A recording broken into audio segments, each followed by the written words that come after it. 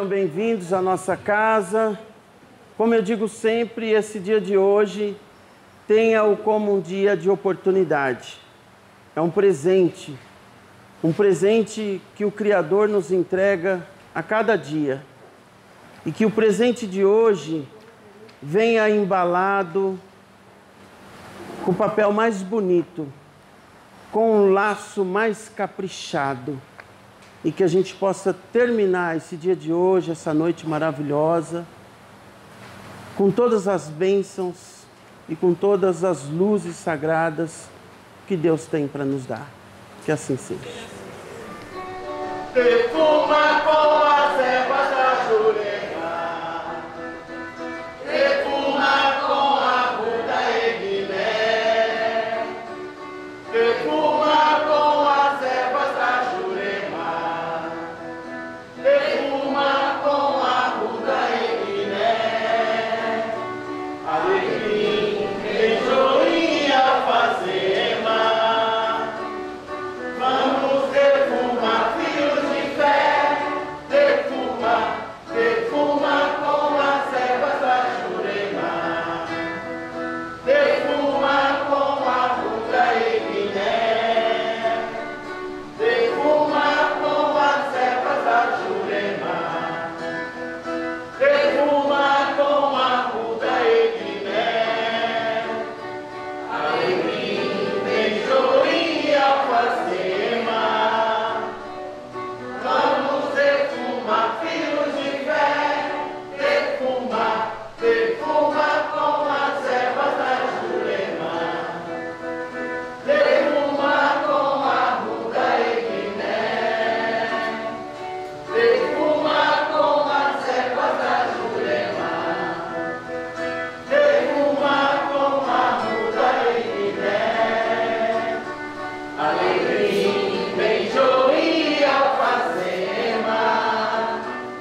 vamos defumar fios de fé, defuma, defuma com as ervas da jurema, defuma com a ruda eguiné, defuma com as ervas da jurema, defuma com a ruda eguiné, alecrim, benjoim, alfazema, vamos defumar fios de fé, defuma, defuma com as ervas da jurema, defuma com a ruda eguiné, defuma com as ervas da jurema, defuma com a ruda eguiné, alecrim, benjoim, alfazema, vamos defumar fios de fé, defuma. Prece de Cáritas. Deus nosso Pai, que sois todo poder e bondade, dai força àqueles que passam pela provação, dai luz àqueles que procuram a verdade, e ponde no coração do homem a compaixão e a caridade.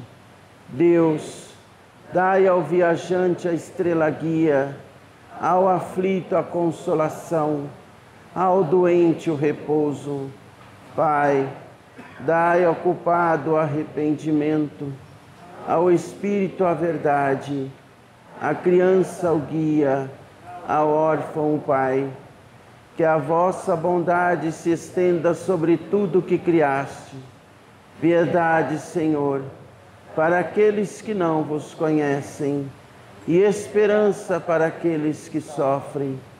Que a vossa bondade permita aos Espíritos Consoladores derramarem por toda parte a paz, a esperança e a fé. Deus, um raio, uma faísca do vosso divino amor pode abrasar a terra. Deixai-nos beber na fonte dessa bondade fecunda e infinita, e todas as lágrimas secarão, todas as dores acalmar-se-ão, um só coração, um só pensamento subirá até vós, como um grito de reconhecimento e de amor. Como Moisés sobre a montanha, nós os esperamos com os braços abertos. Ó bondade, ó poder, ó beleza, ó perfeição, queremos de alguma sorte merecer vossa misericórdia. Deus, dai-nos a força no progresso de subir até vós. Dai-nos a caridade pura, dai-nos a fé e a razão, dai-nos a simplicidade que fará de nossas almas o espelho onde refletirá um dia a vossa santíssima imagem. Que assim seja. Deus Pai, Criador de todas as coisas, nós os agradecemos pela grande oportunidade de hoje, que a vossa luz e a vossa bênção se estenda sobre essa casa, sobre todos os presentes, sobre todos os ausentes. E assim convidamos nosso amado amigo irmão Bezerra, para que esteja conosco, com os benfeitores, consoladores, a fim de nos auxiliar no aprendizado e na evolução diária. Que assim seja. Os discípulos de Emaús. Lucas, capítulo 24, versículos do 13 ao 35. Naquele mesmo dia, 2 dos discípulos de Jesus dirigiam-se para um povoado chamado Emaús, que fica a mais ou menos 10 quilômetros de Jerusalém. Eles iam conversando a respeito de tudo o que tinha acontecido. Enquanto conversavam e discutiam, o próprio Jesus chegou perto e começou a caminhar com eles. Mas alguma coisa não deixou que o reconhecessem. Então Jesus perguntou: de quem é que vocês estão a conversar? Eles pararam, entristecidos, e um deles, chamado Cleopas, disse: será que és o único morador de Jerusalém que não sabe o que aconteceu lá nesses últimos dias? O que foi? Perguntou ele. Eles responderam: o que aconteceu com Jesus de Nazaré, profeta e para Deus e para todo o povo, poderoso em atos e palavras. Os chefes dos sacerdotes e os nossos líderes entregaram-no para ser condenado à morte e crucificaram-no. E a nossa esperança era que fosse ele quem ia libertar o povo de Israel. Porém, tudo isso já aconteceu há 3 dias. Algumas mulheres do nosso grupo deixaram-nos espantados, pois foram de madrugada ao túmulo e não encontraram o corpo dele. Voltaram dizendo que viram anjos e que estes afirmaram que ele vive. Alguns do nosso grupo foram ao túmulo e viram que realmente aconteceu o que as mulheres disseram, mas não viram Jesus. Então Jesus disse-lhes: como sois lentos para entender e acreditar em tudo que os profetas disseram? Pois era preciso que o Messias sofresse e assim recebesse de Deus toda a glória. E começou a explicar-lhes todas as passagens das Escrituras Sagradas que falavam dele, começando pelos livros de Moisés e os escritos de todos os profetas. Quando chegaram perto do povoado para onde iam, Jesus fez como quem ia para mais longe, mas eles insistiram com que ele ficasse, dizendo: fica conosco, porque já é tarde e a noite está a chegar. Então Jesus entrou para ficar com os 2. Sentou-se à mesa com eles, pegou o pão e deu graças a Deus. Depois partiu o pão e deu-lhe. Então abriram-se-lhes os olhos e eles reconheceram Jesus, mas ele desapareceu. Então eles disseram um para o outro: não parecia que o nosso coração queimava quando ele nos falava na estrada e nos explicava as Escrituras Sagradas? Logo se levantaram e voltaram para Jerusalém, onde encontraram os 11 apóstolos reunidos com outros seguidores de Jesus. E os apóstolos disseram: de fato, o Senhor ressuscitou. Foi visto por Simão. Então os 2 contaram o que tinha acontecido na estrada e como tinham reconhecido o Senhor no partir do pão. Que assim seja. O evangelho de hoje, ele fala sobre os discípulos de Emaús. Então, os discípulos de Emaús, alguém já ouviu falar desse texto? Já ouviu falar? Não? Sim? A história conta, história com H, né? A história conta que dois discípulos,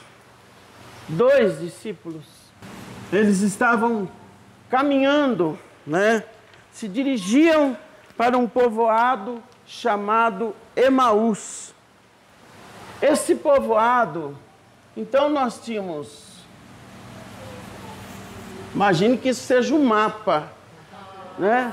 Para quem tem fé, vai enxergar o mapa, mas tem que olhar com os olhos espirituais, né? Se você não está enxergando, consulte a sua fé. Isso é homens de pouca fé. Imagine que essa região alta é a região de Jerusalém. Essa região aqui, no rodapé do mapa, é a região onde nós vamos chamar de Emaús. Pode ser um povoado, uma vila, uma aldeia, mas todo sentido que nos remete a um lugar pequeno, não é? A um lugarejo, vamos dizer assim. Não uma grande cidade como Jerusalém. Estava na região de Jerusalém, o milagre.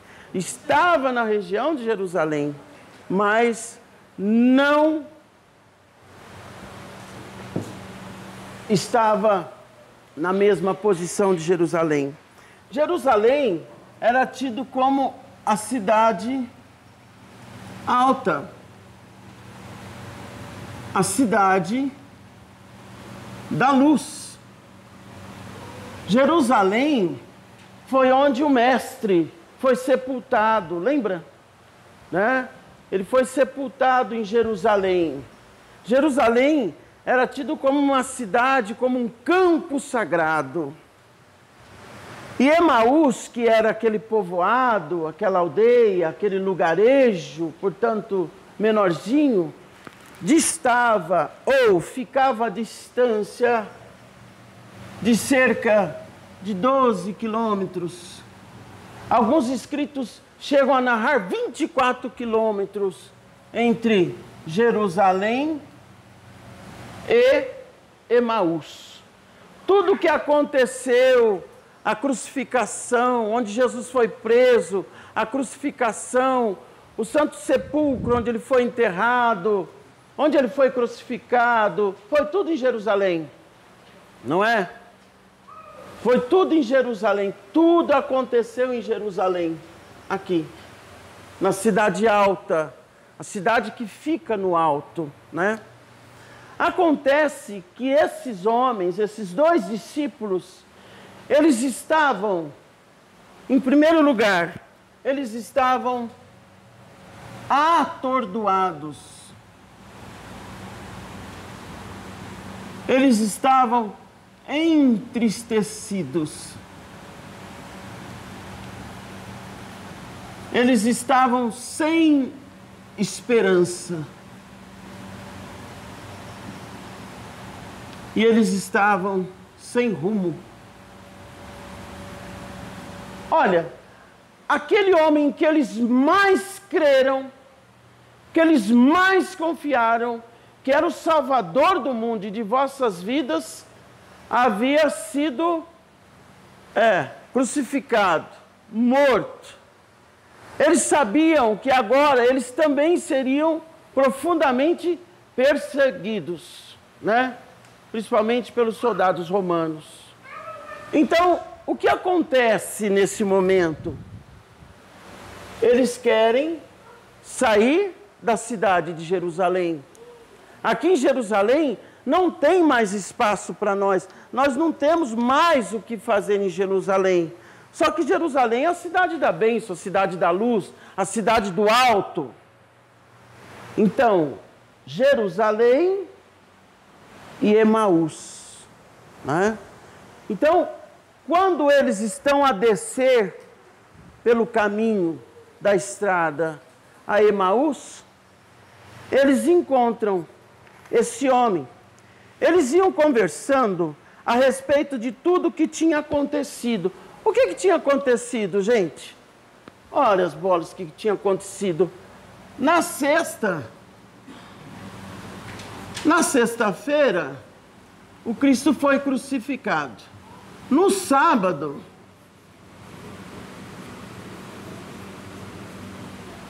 foi sepultado.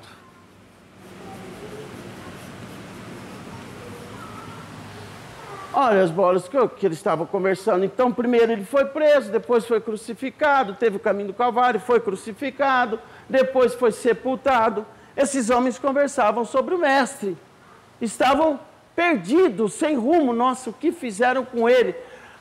Era aquele que a gente acreditava, aquele que libertava, que curava os enfermos do corpo e da alma, que mudava a vida das pessoas. E quando você tira esse homem de cena, o mundo deles caiu, não é?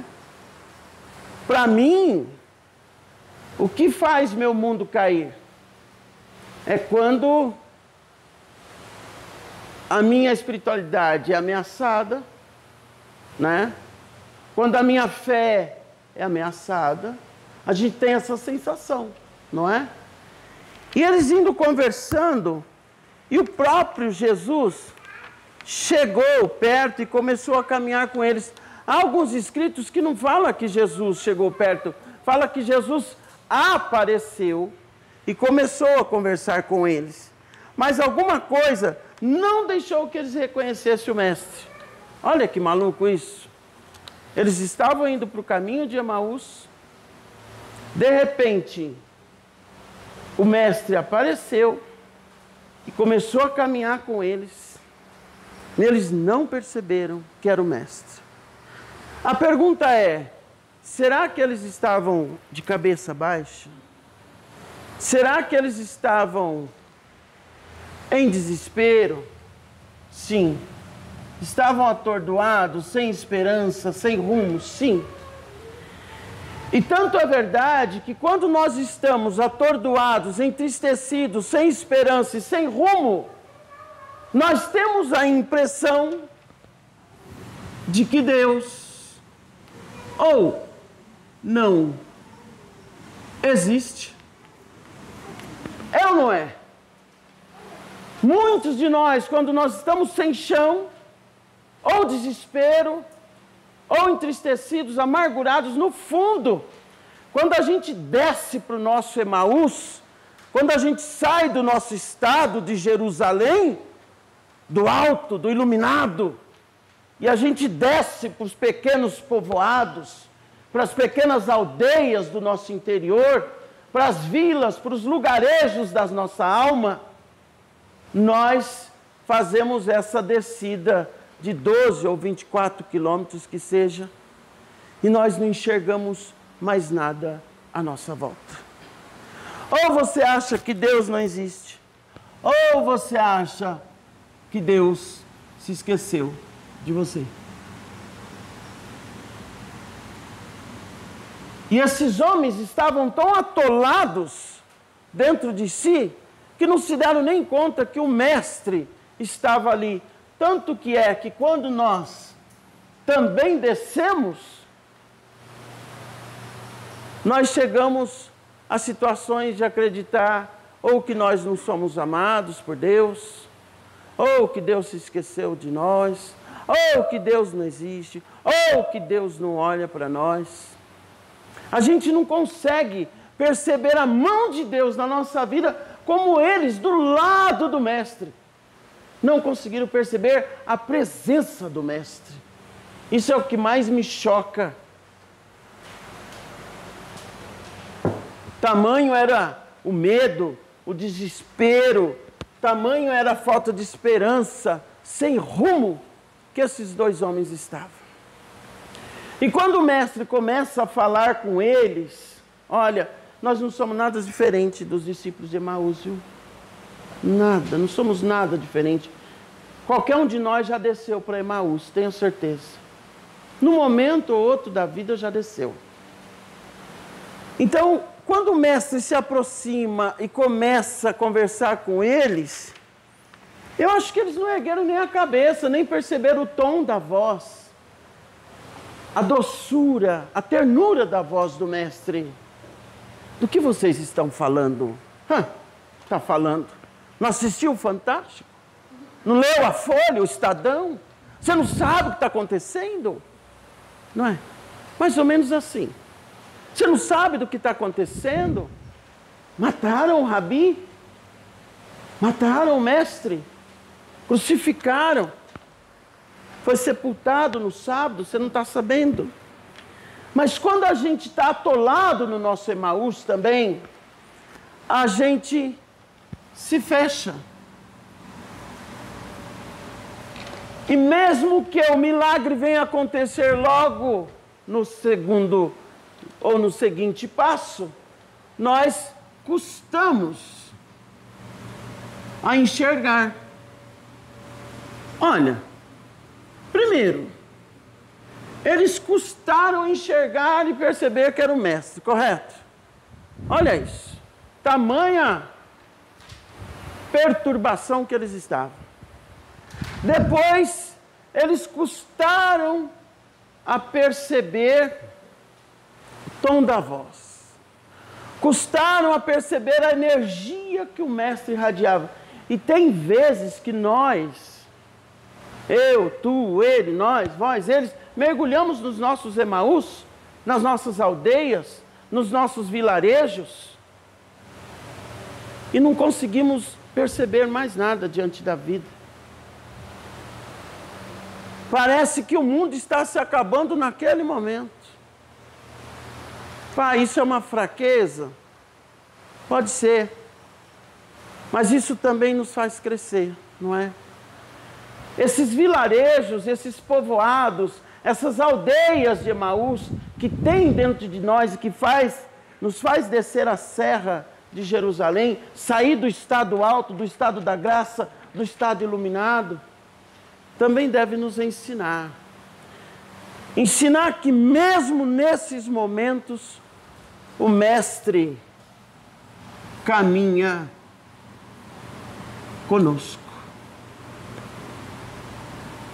Porque nós achamos que não. Quando nós estamos vivendo uma crise na nossa vida, um desafio na nossa vida, a impressão que dá é que aquilo nunca vai passar. A impressão que dá é que nós somos os únicos sofredores da vida. A impressão que dá é que a nossa dor é a mais forte que a de todo mundo. Ou que o nosso problema seja maior do que qualquer um outro filho de Deus. A verdade é que nós não podemos passar por uma crise. Deixe que a crise passe por você e vá embora. Eu não passo pela crise, a crise passa por mim e vai embora.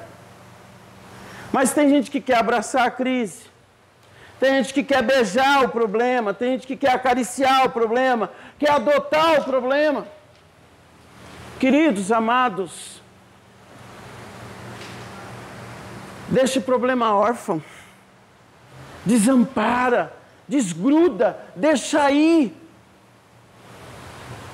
E entenda que tudo isso vai passar. Tudo isso vai passar. A crise vai passar. A situação vai passar. O seu problema vai passar. A sua porta vai se abrir. A sua angústia vai passar. Não há mal que seja eterno. Entende isso? Não sei por que você veio hoje, por que você está aqui hoje, mas não há mal que seja eterno.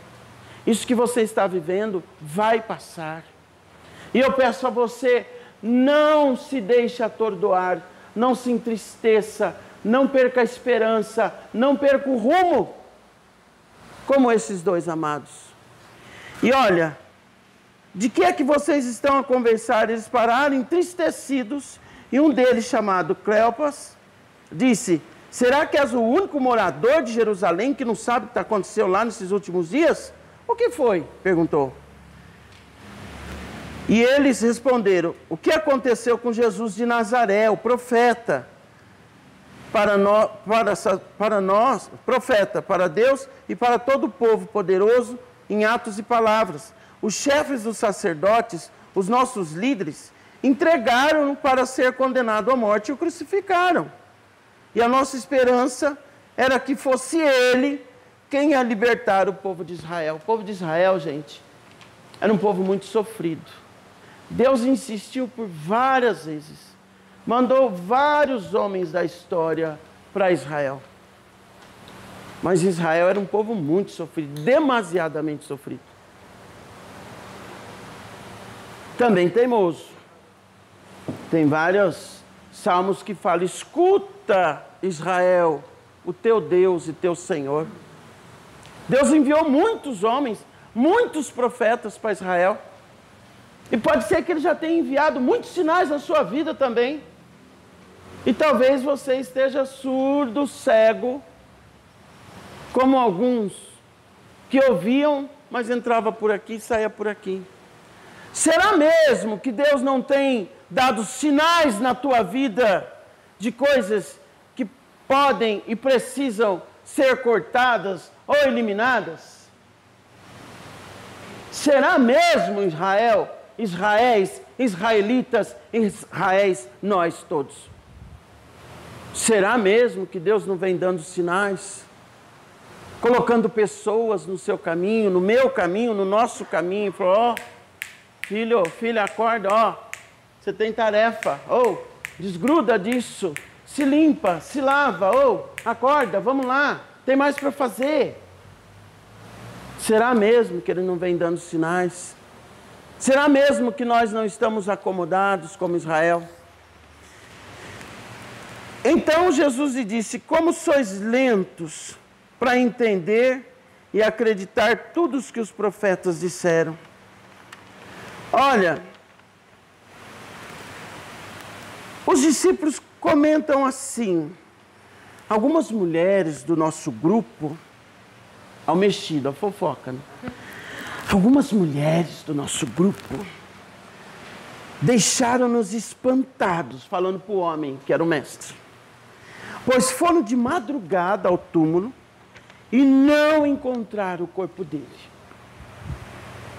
Voltaram dizendo que viram anjos e que esses afirmaram que ele vive, falando com o próprio. Alguns do nosso grupo foram ao túmulo e viram que realmente aconteceu o que as mulheres disseram, mas não viram Jesus. Você acredita nisso? O mestre quase falando: sou eu, sou Joe, eis-me aqui. Então, muitas das vezes, nós, mesmo ouvindo falar da força e do poder do mestre, mesmo já tendo testemunhado e experimentado outras oportunidades da vida, o poder do mestre, o que ele pode fazer pela nossa vida e na nossa vida e na vida das pessoas que nós amamos, mesmo com um caminhão de testemunhos, mesmo vivendo aqui a espiritualidade, mesmo assim, às vezes nós titubeamos, balançamos e colocamos o nosso crer em dúvida. É ou não é? Quando o cerco aperta, qual a primeira ação que você faz? Você entra em oração e clama a Deus, ou você entra em desespero? Ou você se entristece, ou você fica sem esperança, sem rumo, ou atordoado? Está aí uma reflexão. Gente, a oração é dobrar o joelho, é chorar, porque os que choram serão consolados, é se colocar no colo de Deus, é não ter medo de mostrar o seu lado humano, as nossas fraquezas, mas é muito melhor chorar estando no estado de Jerusalém do que chorar nas aldeias ou nos povoados de Emaús, que é estar lá embaixo, no buraco, na fossa. Entende isso? Então quer dizer que se eu viver no estado de Jerusalém, No alto, na luz, eu não vou ter problemas. Não, irá. Irá sim. Só que você vai ser muito mais fortalecido aqui do que aqui. Aqui você percebeu que os dois estavam até surdos, né? Cegos e surdos, que é o que acontece com cada um de nós. Mas nós precisamos nos manter aqui, na cidade da luz, em Jerusalém, na cidade alta. Nós precisamos nos manter em alta. Seja qual for o seu desafio, mantenha-se em alta. Sobe a tua Jerusalém. Sobe, como diz o canto, sobe a Jerusalém, virgem sem igual. Sobe. Sobe para Jerusalém. Quando você perceber que a peteca vai cair, se coloca no estado de Jerusalém. Se coloca na luz, se coloca no alto. Quando você perceber que o desespero bate a sua porta, a ansiedade bate a sua porta, o vazio, a fraqueza, se coloca no estado de Jerusalém. Sei lá, se é doença, se é dívida, se é marido, se é filho, se é criança, se é trabalho, ou se é ausência do trabalho, se coloque em Jerusalém. É muito melhor sofrermos na luz em Jerusalém, mas fortalecidos, do que mergulharmos e descermos a aldeia de Emaús, cegos, sem perceber, sem notar, sem sentir. Olha, percebe que eles não conseguiram nem sentir? Nem sentir. Não conseguiram sentir a presença do Mestre. E o Evangelho termina dizendo: quando chegaram perto do povoado para onde iam, Jesus fez como quem ia para mais longe. Olha só.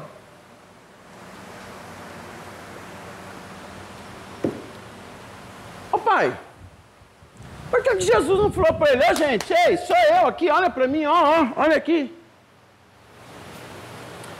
Quando a gente está mergulhado, difícil, hein? Quando a gente está mergulhado, fica difícil. Entende isso? Quando a gente está aberto, está fácil. Quando está tudo bem, as contas estão pagas, as crianças estão bem, a saúde está perfeita, o cachorro está bom, o salário chegou, não teve briga, não teve discórdia, não tem dependência química, não tem nada, tá um céu. Tá ótimo. Mas quando os problemas, os desafios, quando perdemos alguém que amamos, nós descendo para a serra em Emaús. É nesses momentos que nós temos que permanecer em Jerusalém. Difícil, né? Mas é o grande desafio. Permanecer em Jerusalém, no estado de graça, no alto, na luz, ali. Ali não, lá em cima. Ali é ali, né? Então, quando chegaram perto do povoado para onde iam, Jesus fez como que ia para mais longe, mas eles insistiram com ele para que ficasse, dizendo: fica conosco, porque já é tarde, a noite está a chegar.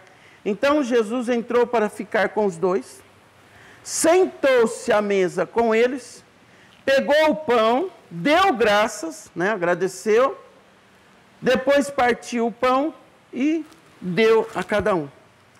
Então abriram-se os olhos e eles reconheceram Jesus. Falaram: não acredito. É o Senhor que está aqui? Mas o que acontece com Jesus nesse momento? Desapareceu. Tanto é prova que ele desapareceu, que agora confirma aquela chegada dele, que ele apareceu. Porque só pode desaparecer o que apareceu. O que não apareceu não pode desaparecer. Maluco, né? Então, quando o Evangelho fala lá no começo que ele chegou, ele não chegou, ele apareceu entre eles. Ele apareceu do nada, andando entre eles. Eles nem perceberam a hora que o Mestre apareceu. Tanto é que também não perceberam a hora que o Mestre saiu. E é assim que Deus age. Quando nós estamos descendo as nossas estradas de Emaús, Deus chega de mansinho, silenciosamente, às vezes sem se fazer perceber. E nós ali mergulhados no nosso mundinho, né? Na nossa aldeinha, às vezes não percebemos, mas Ele já começa a trabalhar desde já, operar milagres e bênçãos desde já. Quando você acha que aquele preto velho está apenas conversando com você, ele já está te curando. Quando você acha que aquele baiano está apenas falando da tua vida, ele já está te curando. Quando você imagina que aquele caboclo está só fumaciando, passando uma erva verde boba no seu corpo, ele está te curando. Sabe quando você vai perceber? Na hora que você sair dali, ou quando você chegar em casa, ou quando você levantar no outro dia, fala, nossa, que coisa, eu levantei sem dor nenhuma. Ah, nossa, eu não sei porquê, mas estou tão leve, estou tão bem. E aí diz assim, parece que tirou uma tonelada. Não, parece não, meu querido, tirou uma tonelada. Não tem parece nisso. Não tem parece. Eles disseram um para o outro, não parecia, olha isso, não parecia que o nosso coração queimava quando ele falava na estrada? Parecia. Parecia não, querido, queimava mesmo, vocês é que estavam com a cabeça longe. Queimava, estava curando desde já, estava operando fábulas de milagres, de bênçãos. Logo se levantaram os dois, porque Jesus, né? E voltaram para Jerusalém, onde encontraram os 11 apóstolos reunidos com os outros seguidores de Jesus. E os apóstolos diziam, gente, de fato o Senhor ressuscitou. Foi visto por Simão. Então, os dois contaram o que tinha acontecido na estrada e como tinham reconhecido o Senhor no partir do pão. Quer dizer, só no partir do pão, né? Na hora que começa a estar para ir embora, você fala, putz, foi a mão de Deus. Acontece um acidente, nós xingamos, esbravejamos, xingamos o outro veículo, pá. Só na hora que você chega em casa, são e salvo, inteiro liso, aí você fala, putz, por Deus. É ou não é? Cara, é ao descer do carro. É ao descer do carro, nós estamos demorando muito para perceber a mão de Deus na nossa vida. Cara, é no ato do atraso que evitou o seu acidente. É no ato da notícia que se agradece. Entende isso? Então, que nós consigamos, a partir de hoje, primeiro, evite descer para Emaús. Evite esse povoado pequeno, sem luz, de gente desesperançada, de gente amargurada. E faz todo sentido quando os pretos velhos explicam a nossa vibração aqui, os espíritos inferiores e sem luz aqui, dependência química, alcoolismo em excesso, nomes pesados, angústias, tristezas, maus pensamentos ou pensamentos negativos, e nós, descemos. Uma vez descido, peguei. Vamos caminhar junto agora. E custa a gente voltar para Jerusalém, lá para o alto. Mantenha-se no alto. Eu não sei agora qual o desafio da sua vida, mas deixa essa crise passar, porque ela vai passar. Se bobear, desvia. ela vai passar. Mas procure manter-se no alto. Se você também estava na estrada de Emaús, indo se esconder num povoado do seu interior, da sua alma, naquela aldeia, naquele lugarejo, peço a você que saia de lá com um salto, dê um salto, sobe a serra, sobe novamente para Jerusalém e se coloque na presença do nosso Criador, que não esquece nenhum de nós. E renove a sua esperança. Eles só esqueceram de contar aqui, porque eles pararam no meio da história, né? Eles só esqueceram do ressuscitou no domingo.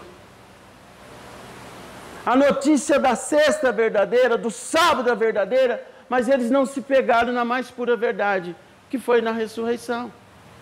O mestre não morreu. Essa é a melhor parte. Que Deus possa ressuscitar em nós o grande homem, a grande mulher que crê, e ressuscitar em nós o encorajamento para a nossa vida. Toma posse. Sai de Emaús. Volta para Jerusalém. E pode ser que ele tenha caminhado com você em alguns momentos e você também não se fez perceber. Mas olhando para a situação, você fala: sozinho ou sozinha eu jamais conseguiria sair daquela situação ou resolver aquela questão. Aí você vai perceber que ele sempre esteve presente, não é? Essa é a grande tacada desse evangelho de hoje. Que assim seja. Que assim seja. Alguém gostaria de partilhar?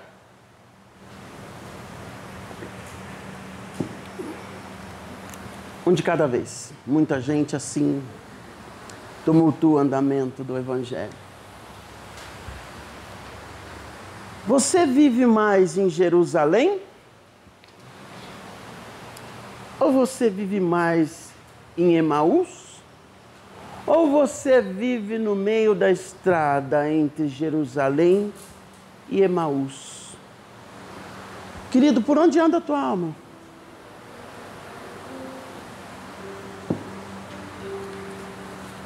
Por onde vagueias tu? Que estrada está pisando? Tem luz na sua estrada? Tem encorajamento?